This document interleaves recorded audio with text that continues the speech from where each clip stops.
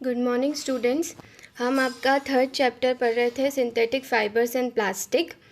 अभी तक हमने बहुत सारी चीज़ें डिस्कस कर ली थी। ये एक सेकंड सेशन है। इसके पहले वाले सेशन में हमने डिस्कस किया था कि फ़ाइबर्स क्या होते हैं, कितने टाइप्स के फ़ाइबर्स होते हैं। 2 टाइप्स के फ़ाइबर्स होते हैं, नेचुरल फ़ाइबर्स होते हैं और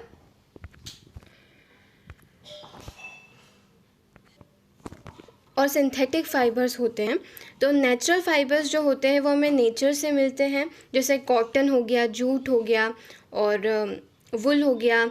ये सब हमें नेचर से प्राप्त होते हैं, एनिमल्स या प्लांट्स से मिलते हैं। लेकिन जो सिंथेटिक फ़ाइबर्स होते हैं वो मैन मेड होते हैं। कैसे होते हैं? मैन मेड मतलब इंसानों के द्वारा बनाए गए होते हैं। बहुत सारी केमिकल प्रोसेस होती है जिसके ज़रिए सिंथेटिक फ़ाइबर्स बनाए जाते हैं। फिर हमने देखा था कि सिंथेटिक फ़ाइबर्स बनते कैसे हैं। तो बहुत सारे पॉलीमर्स से मिलके बनते हैं। मतलब बहुत सारी छोटी छोटी यूनिट्स जो होती हैं, छोटी छोटी यूनिट्स का मतलब जैसे छोटे छोटे जो हिस्से होते हैं उनको मिला के एक बड़ी यूनिट बनती है, बड़ा हिस्सा बनता है, उसको सिंथेटिक फ़ाइबर्स बोलते हैं। मतलब छोटी छोटी जो सिंथेटिक फ़ाइबर्स कैसे बनते हैं, छोटी छोटी यूनिट्स को मिला के एक बड़ी यूनिट बनाई जाती है। फिर हमने सिंथेटिक फ़ाइबर्स में क्या देखा था कि कितने टाइप्स ऑफ सिंथेटिक फ़ाइबर्स हैं। तो सबसे पहले किसके बारे में पढ़ा था? रेयान के बारे में पढ़ा था। रेयान एक सिंथेटिक फ़ाइबर है जिसको एज अ सिल्क के रिप्लेसमेंट में सिल्क को सब्स्टिट्यूट करने के लिए बनाया गया था, क्योंकि सिल्क जो था वो बहुत कॉस्टली हुआ करता था। इसी वजह से साइंटिस्ट ने बहुत एक्सपेरिमेंट्स किए। उसके बाद उन्होंने जो वुड पल्प जो होता है, वुड पल्प कुछ ऐसा दिखता है, तो वुड पल्प को उन्होंने यूज़ करके रेयान जो है वो बनाया। इसे एज अ आर्टिफिशियल सिल्क भी कहा जाता है। रेयान जो फैब्रिक होता है वो कुछ इस तरीके का दिखता है। वो आर्टिफिशियल फैब्रिक होता है। उसका आर्टिफिशियल सिल्क बोला जाता है क्योंकि वो आर्टिफिशियल मतलब जिसे मैन मेड हो जो चीज़, उसको आर्टिफिशियल बोला जाता है। तो वैसे ही ये जो तो रेयान को आर्टिफिशियल सिल्क भी कहा जाता है। उसे वुड पल्प की मदद से बनाया जाता है। उससे बहुत सारी चीज़ें बनती है, जैसे उसको रेयान को वुल के साथ मिक्स करके कारपेट्स बनते हैं। उसे कॉटन के साथ मिक्स करके बेडशीट्स जो होती है, हमारी चादरें जो होती है, वो बनाई जाती है। और इसका सबसे अच्छी क्वालिटी क्या है कि ये बहुत चीपर है, बहुत सस्ता है। सिल्क इसकी प्रॉपर्टीज़ जो होती है वो एकदम सिल्क की तरह दिखता है ये फ़ाइबर, लेकिन ये सिल्क से बहुत चीप होता है, बहुत सस्ता होता है, इसलिए लोग इसको ख़रीदना ज़्यादा कन्वीनियंट मानते हैं। फिर हमने नायलॉन के बारे में देखा था। नायलॉन भी एक मैन मेड फ़ाइबर है। इसे 1931 में ये एक पहला ऐसा फैब्रिक था जिसे किसी भी नेचुरल रॉ मटेरियल से यूज़ करके नहीं बनाया गया। नेचुरल रॉ मटेरियल मतलब प्लांट्स और एनिमल्स का इसे बनाने में कोई यूज़ नहीं हुआ। एक इससे प्रिपेयर हुआ था कोल से, वाटर से एंड तो ये ऐसा पहला फुल्ली सिंथेटिक फ़ाइबर था। इसकी बहुत अच्छी प्रॉपर्टीज़ थी। कौन कौन सी? स्ट्रॉन्ग की, बहुत स्ट्रॉन्ग था, इलास्टिक था, बहुत लचीला था, एंड लाइट मतलब बहुत लाइट, हल्का था। It was lustrous and easy to wash, मतलब ये बहुत लस्टरियस था, बहुत चमकदार होता है, और ये एक ईजी टू वॉश होता है, मतलब आराम से हम इसे धो सकते हैं, हमें कोई दिक्कत नहीं आती धोने में। तो इसी वजह से इसकी इतनी सारी प्रॉपर्टीज़ की वजह से इससे बहुत सारे हाउस होल्ड आइटम बनने लग गए। जैसे सॉक्स जो पहनते हैं हम, वो इलास्टिक होता है, वो भी नायलॉन से बनता है। रोप्स जो होती हैं, रस्सियाँ होती हैं, टेंट्स होते हैं, टूथ ब्रशेस जो होते हैं हमारे, जो उसके ऊपर वो ब्रश करने के लिए वो रगी होती है, तो वो भी नायलॉन की होती है। कार सीट बेल्ट्स जो होते हैं, स्लीपिंग बैग्स होते हैं, कर्टन्स जो होते हैं, वो सब नायलॉन के बने होते हैं। यहाँ तक कि ये इतना स्ट्रॉन्ग होता है कि जो पैराशूट्स जो होते हैं, पैराशूट्स में जो रस्सी लगी होती है वो भी नायलॉन की होती है। और जो रॉक क्लाइंबिंग मतलब चढ़ने के लिए जो रॉक पर चढ़ने के लिए जो रस्सी यूज़ किया जाता है वो भी नायलॉन की यूज़ करते हैं, क्योंकि इसकी प्रॉपर्टी ऐसी होती है, ये बहुत स्ट्रॉन्ग होती है। इसे ऐसा कहा जाता है कि ये एक स्टील के वायर से भी स्ट्रॉन्ग होता है नायलॉन। तो ये सब हमने प्रीवियस सेशन में डिस्कस किया था। अब इस सेशन में हम पॉलिस्टर एंड एक्रेलिक के बारे में डिस्कस करने वाले हैं। Polyester and acrylic. Polyester is another synthetic fibre. तो जो पॉलिस्टर है वो भी एक तरीके से का सिंथेटिक फाइबर है। Fabric made from this fibre does not gate wrinkled easily. जो फैब्रिक इससे बनाए जाते हैं, जो कपड़े इससे बनाए जाते हैं पॉलिस्टर से, वो आसानी से रिंकल्ड नहीं होते। रिंकल्ड का मतलब होता है सिकुड़ते नहीं हैं आसानी से। It remains crisp and it's easy to wash. ये एकदम सीधे रहते हैं और इन्हें जो धोने में भी हमें कोई दिक्कत नहीं आती है। So it is quite suitable for making dress material. तो जो ड्रेसेस हमारी जो बनती है, हमारे स्कूल की जो ड्रेस बनती है और हमारे जो घर की जो ड्रेसेस बनती है, घर पे हम बहुत सारे जो कपड़े पहनते हैं, वो मोस्टली पॉलिस्टर से बने होते हैं, क्योंकि ये आसानी से रिंकल नहीं होता, आसानी से इसमें सेल नहीं आते हैं। You must have seen people wearing nice polyester shirts and other dresses. हम लोग ने देखा होता है, लोग पॉलिस्टर की शर्ट्स पहनते हैं और अलग अलग प्रकार की ड्रेसेस पहनते हैं। Terylene is a popular polyester. Polyester में एक टेरेलिन पॉलिस्टर होता है, वो एक सबसे पॉपुलर पॉलिस्टर है। It can be drawn into very fine fibres that can be woven like any other yarn. Terylene इसलिए इतना अच्छा है क्योंकि इसको बहुत छोटे छोटे फाइबर्स में वो कर सकते हैं, डिवाइड कर सकते हैं और इसको गूंथ के अच्छा यार्न बना सकते हैं, अच्छा धागा बना सकते हैं। इसके जो रेशे होते हैं वो बहुत अच्छे होते हैं, वेरी फाइन होते हैं। तो जो रेशे होते हैं उनको गूंथ कर एक अच्छा धागा बना सकते हैं। इसी वजह से जो टेरेलिन होता है ये बहुत अच्छा, बहुत पॉपुलर पॉलिस्टर है। My mother's always buys PET bottles and PET jars for storing rice and sugar. I wonder what PET is. तो अब ये जो पहेली है वो क्या क्वेश्चन कर रही है कि जो मेरी मदर है वो हमेशा PET बॉटल्स और PET जार्स खरीदती हैं ताकि वो उसमें राइस और शुगर स्टोर कर सके। राइस मतलब चावल और शुगर मतलब जो चीनी होती है वो स्टोर कर सके। तो सोचती है ये PET क्या होता है। तो ये PET जो होता है, PET is a very familiar form of polyester. ये एक तरीके का पॉलिस्टर होता है। It is use for making bottles. इसको काय के लिए यूज़ किया जाता है? बॉटल्स बनाने के लिए, बहुत सारे यूटेंसिल्स बनाने के लिए इसका यूज़ होता है। फिल्म्स जो होती है, फिल्म्स मतलब जो रील होती है ना, फिल्म्स बनाने के लिए कैमरे में जो रील होती है वो भी इससे बनती है। वायर्स जो होते हैं वो इससे बनाए जाते हैं। And many other useful products, जो भी हम बहुत सारे प्रोडक्ट्स यूज़ करते हैं वो सब PET से बनाए जाते हैं। Look around and make a list of things made up of polyester. तो अब क्या बोला है कि आसपास देखिए और पता लगाइए कि कौन सी चीज़ें ऐसी है जो पॉलिस्टर को यूज़ करके बनी हुई है। तो अब पॉलिस्टर क्या कैसे बनता है? तो पॉलिस्टर को जब हम डिवाइड करते हैं तो कैसे, पॉली प्लस ईस्टर। तो it's actually made up of repeating units of a chemical called as ester. Ester करके एक केमिकल आता है, उसकी जो यूनिट्स होती है, उसके छोटे छोटे जो हिस्से होते हैं उसको रिपीट करके मतलब बहुत सारे छोटे छोटे हिस्सों को रिपीट करके एक बड़ा पॉलिस्टर बनाया जाता है, एक बड़ी यूनिट पॉलिस्टर बनाया जाता है। Esters are a chemicals which give fruits their smell. Ester से वो वाला केमिकल होता है जो फ्रूट्स जो हम खाते हैं, फ्रूट्स फल जो हम खाते हैं उनको जो स्मेल देता है वो ईस्टर, वो वाला केमिकल होता है। Fabrics are sold by names like polycot. ये जो पॉलिस्टर के जो फैब्रिक होते हैं उनके नाम क्या होते हैं? जनरली हमने नाम सुने होते हैं जैसे पॉलीकोट, पॉलीवुल, टेरिकॉट एक्सेट्रा। ये जो नाम होते हैं ये हमने नॉर्मली सुने होते हैं पॉलिस्टर के नाम। As a name suggest this are made by mixing 2 types of fibres. तो ये किसको मिला के, 2 प्रकार के फाइबर्स को मिला के, 2 प्रकार के रेशों को, धागों को मिला के बनाए जाते हैं।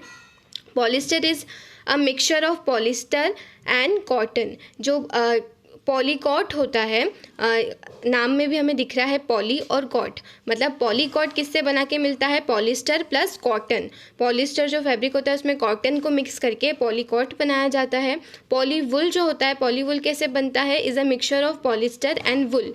कैसे बनता है? पॉलिस्टर, पॉलीवुल कैसे बनता है? पॉलिस्टर और वुल जो होता है, ऊन जो होता है उसको मिलाकर पॉलीवुल बनाया जाता है। We wear sweaters and use shawls और blankets in a winter.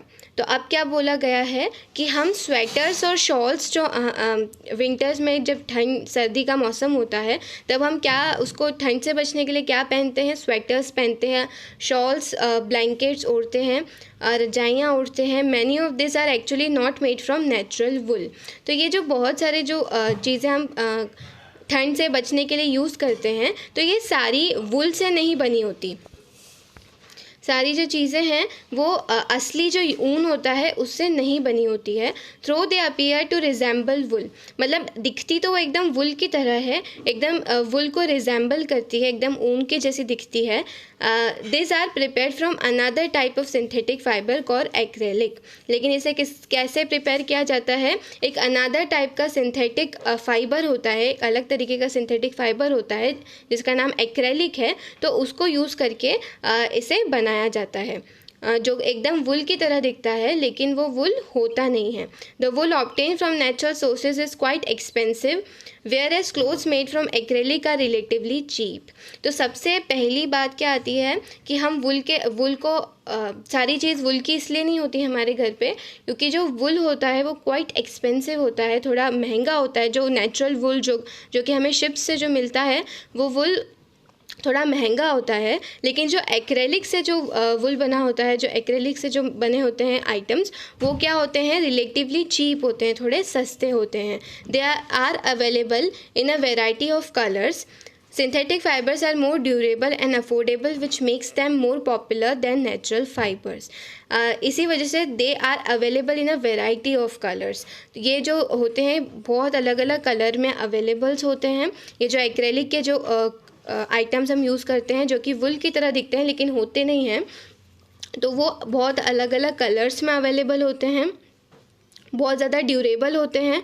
Durable का मतलब होता है टिकाऊ होते हैं। वुल जो होता है वो आसानी से ख़राब हो जाता है, लेकिन जो सिंथेटिक फाइबर्स और एक्रेलिक को यूज़ करके जो वुल बनाया जाता है, आर्टिफिशियल वुल, वो ड्यूरेबल होता है, ज़्यादा टिकाऊ होता है। एंड अफोर्डेबल भी होता है, हम उसे ख़रीद सकते हैं, which makes them more popular than natural fibres. इसी वजह से ये मार्केट में ज़्यादा पॉपुलर होता है नेचुरल फाइबर्स के मुकाबले। लोग वुल को अब इतना पसंद नहीं करते ख़रीदना क्योंकि एक्सपेंसिव भी होता है, लेकिन अब एक्रेलिक से जो वुल वाले जो आइटम्स बने होते हैं लोग वो ख़रीदते हैं। जो एक्रेलिक से जो वुल आइटम्स बने होते हैं वो एकदम वुल की तरह होते हैं, लेकिन वो क्या होते हैं, लेस एक्सपेंसिव होते हैं, थोड़े सस्ते होते हैं और इसके साथ साथ ज़्यादा टिकाऊ होते हैं, ड्यूरेबल होते हैं। वो दिखते एकदम कैसे हैं, वुल की तरह ही दिखते हैं। अब क्या कहा गया है, you have already performed an activity of burning natural and synthetic fibres.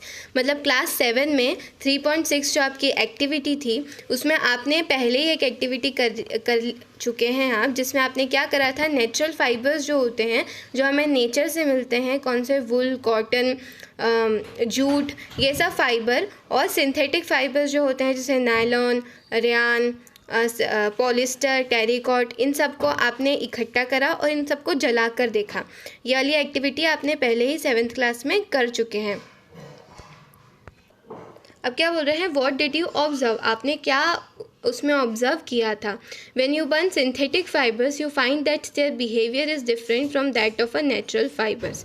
तो क्या बोला है कि जब आप सिंथेटिक फाइबर्स को जलाते हैं तो उनका जो बिहेवियर होता है वो बहुत अलग तरीके से रिएक्ट करते हैं, नेचुरल फाइबर की तरह नहीं करते। You must have notice that synthetic fibres melt on heating. जो सिंथेटिक फाइबर्स जो होते हैं वो क्या करते हैं, दे मेल्ट ऑन हीटिंग, मतलब वो पिघलने लग जाते हैं। जब वो गर्म होते हैं, जब गर्म होने लगते हैं, जलने लगते हैं, तो वो क्या होते हैं, पिघलने लग जाते हैं। This is actually a disadvantage of synthetic fibre. और सिंथेटिक फाइबर्स जो होते हैं उसका एक ही डिसएडवांटेज है, वो यह है कि अगर जब हीट होता है, जब वो जलने लगते हैं तो वो पिघलने लगते हैं, ठीक है। बाकी नेचुरल फाइबर्स में ऐसा नहीं होता। नेचुरल फाइबर्स को अगर जलाते हैं तो एकदम पूरे जल जाते हैं वो, और सिर्फ एशेज़ जो होती है वो बचते हैं। सिर्फ राख जो होती है वो बचती है, लेकिन अगर सिंथेटिक फाइबर्स को हम जलाते हैं तो एकदम केमिकल जैसे वो मेल्ट पिघलने लग जाते हैं। तो यही एक डिसएडवांटेज होता है सिंथेटिक फाइबर्स का। ये काफ़ी अफोर्डेबल होते हैं, काफ़ी टिकाऊ ड्यूरेबल होते हैं, कम एक्सपेंसिव होते हैं, लेकिन इनका डिसएडवांटेज क्या है कि वो हीटिंग पे मेल्ट होने लग जाते हैं। If the clothes catch fire it can be disastrous. तो अगर इससे इनके कपड़े अगर फायर कैच कर लेते हैं, अगर इसमें आग लग जाती है गलती से, तो ये बहुत क्या प्रूव होते हैं, डिजास्टेरियस, ये बहुत खतरनाक प्रूव होते हैं। The fabric melts or stick to the body of the person wearing it. ये सिंथेटिक फाइबर्स जो होते हैं, अगर जब कभी भी इसमें आग लग जाती है और जिस पर्सन ने उन्हें पहना होता है, तो वो उस पर्सन के स्किन से ये चिपक जाते हैं कपड़े, जो कि बहुत डिजास्टीरियस होता है। अगर इनको निकालते हैं, जैसे आप उसमें देख रहे हैं कि इस पर्सन को जल गया है, जो कपड़े हैं उसमें चिपक गए हैं, अगर उसको निकालते हैं तो उसके साथ जो हमारी स्किन होती है वो भी निकलने लग जाती है। तो ये बहुत पेनफुल होता है अगर हमारे ऊपर सिंथेटिक फाइबर्स अगर चिपक जाएं जलने की वजह से। इसीलिए हमें कभी भी we should therefore not wear synthetic clothes while working in the kitchen और इन अ लेबोरेटरी। इसी वजह से हमें ये रिकमेंड किया जाता है कि हमें ऐसा रिकमेंड किया जाता है कि हमें जब हम किचन में काम करते हैं और या किसी लेबोरेटरी में काम करते हैं, अगर हम लेबोरेटरी में रहते हैं तो हमें सिंथेटिक क्लोथ्स नहीं पहनना चाहिए, क्योंकि ये हमारे लिए डिजास्टीरियस हो सकता है। अगर आग लग जाती है तो ये सिंथेटिक फाइबर से हमारी स्किन पर चिपक जाते हैं, जो कि बाद में निकालना बहुत पेनफुल प्रोसेस होती है। Now I understand why my mother never wear polyester clothes while working in a kitchen. तो पहेली क्या बोलती है कि अब मुझे समझ में आया कि जो मेरी मदर है वो पॉलिस्टर के कपड़े और या सिंथेटिक फाइबर्स के कपड़े क्यों नहीं पहनती काम करते वक्त। तो इसका रीज़न ये है कि अगर उसमें अगर वो फायर कैच कर लेता है, अगर उसमें आग लग जाती है, तो वो हमारी बॉडी से चिपकने लग जाते हैं। जो सिंथेटिक फाइबर से वो पिघलने लग जाते हैं, मेल्ट करने लग जाते हैं, जिसकी वजह से वो हमारी बॉडी पर चिपक जाते हैं, जो कि क्वाइट डेंजरस होता है। अब all the synthetic fibers are prepared by a number of processes using raw material of petroleum origin called petrochemicals। और जो भी सिंथेटिक फाइबर्स होते हैं वो काय से मिला के बनते हैं, प्रिपेयर्ड और नंबर ऑफ प्रोसेस, मतलब बहुत सारी प्रोसेस होती है, उसके बाद जो हमारे सिंथेटिक फाइबर्स होते हैं वो बनते हैं। बहुत सारे रॉ मटेरियल यूज़ किया जाता है इसे बनाने के लिए। पेट्रोलियम ओरिजिन का पेट्रोकेमिकल्स भी यूज़ किया जाता है सिंथेटिक फाइबर्स बनाने के लिए। अब क्या है कैरेक्टरिस्टिक्स ऑफ सिंथेटिक फाइबर्स, कि सिंथेटिक फाइबर्स की क्वालिटीज़ क्या क्या हैं। Imagine that it is a rainy day. अब आपको क्या बोला है कि ऐसे इमेजिन करिए कि एक रेनी डे है, बारिश हो रही है। What kind of umbrella would you use and why. आप किस तरीके का अम्ब्रेला यूज़ करेंगे। अम्ब्रेला मतलब जो छाता होगा, आप किस तरीके का छाता आप यूज़ करेंगे। Synthetic fibre possesses unique characteristics which make them popular dress material. तो अभी हमसे जो क्वेश्चन पूछा था आप कैसा छाता पसंद करेंगे, तो ऑफकोर्स हम ऐसा छाता लेंगे जो हमें भिगाए नहीं, है ना, जो जिसको हम यूज़ करें तो हम आसानी से गीले ना हो। तो जो सिंथेटिक फाइबर्स होते हैं उनमें एक यूनिक क्वालिटी होती है कि विच make them popular dress material, जिसकी वजह से एक बहुत पॉपुलर ड्रेस मटेरियल होता है। ड्रेस आजकल के जो भी हम कपड़े पहनते हैं वो सब सिंथेटिक फाइबर से ही बने होते हैं, क्योंकि इनमें एक बहुत अच्छी अच्छी क्वालिटीज़ होती हैं जो कि इन्हें पॉपुलर ड्रेस मटेरियल बनाती हैं। दे ड्राई अप क्विकली, क्या क्या क्वालिटीज़ है कि दे ड्राई अप क्विकली, मतलब ये आसानी से सूख जाते हैं। हाई ड्यूरेबल, बहुत ज़्यादा टिकाऊ होते हैं। लेस एक्सपेंसिव, मतलब ज़्यादा एक्सपेंसिव, ज़्यादा महंगे भी नहीं होते। रेडीली अवेलेबल, मतलब आसानी से अवेलेबल होते हैं, अगर हमें चाहिए तो हम किसी भी शॉप में जाकर मांग सकते हैं, हमें मिल जाते हैं। एंड ईजी टू मेंटेन, और इसे हमें मेंटेन करने के लिए भी ज़्यादा मेहनत नहीं करनी पड़ती। जैसे अगर हम इसे अलमारी में थोड़े ज़्यादा दिन के लिए भी रख देते हैं तो इसमें ऐसे कीड़े वगैरह ऐसा कुछ बदबू नहीं आती है इन कपड़ों में। लेकिन इसके कंपैरिजन में अगर हम कॉटन के क्लोथ्स और ये सब रख देते हैं बहुत देर तक एक ही जगह पर, तो उसमें जो माइक्रो ऑर्गेनिजम्स जो होते हैं, छोटे छोटे माइक्रो ऑर्गेनिज्म, जो हमने सेकंड चैप्टर में माइक्रो ऑर्गेनिजम्स के बारे में पढ़ा था, तो वो डेवलप होने लग जाते हैं और वो कपड़े को काटने लग जाते हैं। लेकिन ये जो सिंथेटिक फाइबर्स होते हैं उनके साथ ऐसा नहीं होता। तो अब हमें क्या बोला है, perform the following activity and learn for your self, मतलब आप खुद करके देखिए कि क्या होता है। क्या बोल रहे हैं ये एक्टिविटी 3.2 में कि take 2 cloth pieces of the same size, मतलब 2 क्लोथ पीसेज लीजिए, 2 कपड़े के टुकड़े लीजिए, लेकिन वो सेम साइज़ के होने चाहिए। रफली half a metre square each, मतलब कितना बड़ा लेना है आपको, हाफ अ मीटर की तरह कपड़े लेने हैं 2। One of this should be from natural fibre, इनमें से एक जो है वो नेचुरल फाइबर से मिलके नेचुरल फाइबर होना चाहिए, जैसे कोई भी ले सकते हैं आप, वुल ले सकते हैं, जूट ले सकते हैं, कॉटन ले सकते हैं। The other could be a synthetic fibre, और जो दूसरा है वो एक सिंथेटिक फाइबर होना चाहिए, नायलॉन हो सकता है, रेयान हो सकता है, पॉलिस्टर हो सकता है, एक्रेलिक हो सकता है, टेरिकॉट हो सकता है, जो भी आपको सिंथेटिक फाइबर आपके पास अवेलेबल है वो आप ले सकते हैं। You can take help of your parents in selecting this pieces, आप अपने पेरेंट्स से पूछ सकते हैं कि ये कौन सा कॉटन है, कौन सा सिंथेटिक फाइबर है, आप ऐसा पूछ सकते हैं। Soak the pieces in different mugs each containing the same amount of water, और 2 मग्स लीजिए, 2 ऐसे मग्गे लीजिए, बकेट्स ले सकते हैं, जो भी आपको पसंद आए वो लीजिए, और दोनों में सेम अमाउंट का पानी भरिए, सेम दोनों में पानी भरिए। Take the pieces out of the containers after 5 minutes and spread them in a sun, और जो दोनों कपड़े हैं वो एक एक जो आपने मग लिया है उसमें डाल दीजिए। फिर आप take the pieces out of the container after 5 minutes, 5 minute के बाद जो पीसेस हैं उन्हें लीजिए and spread them in a sun, और उन्हें सन में उन्हें धूप में सुखा दीजिए फॉर अ फ्यू मिनट्स, थोड़ी देर के लिए। Compare the volume of the water remaining in each container, फिर आपको क्या करना है कि जो कंटेनर आपके पास जो आपने 2 मग्स लिए हैं उसमें देखिए, उसमें आपको उसमें कितना पानी बचा है वो आपको देखना है। Do synthetic fibers soak less more water than the natural fiber? Do they take less more time to dry? What does this activity tell you about the characteristics of synthetic fibers? तो जब आप ये activity करेंगे तब आप देखेंगे कि जिसमें आपने नेचुरल फाइबर सोक किया है वो नेचुरल फाइबर ने पूरा पानी, मतलब बहुत ज़्यादा पानी सोख लिया है, लेकिन जो सिंथेटिक फाइबर होता है वो इतना ज़्यादा पानी सोख नहीं करते। सिंथेटिक फाइबर वाला जो कंटेनर होगा उसमें अभी भी बहुत सारा पानी बचा होगा। और इसके साथ साथ जब आप इन्हें धूप में सुखाएंगे तो क्या होगा कि जो सिंथेटिक फाइबर्स है वो जल्दी सूखेंगे in comparison to the natural fibre.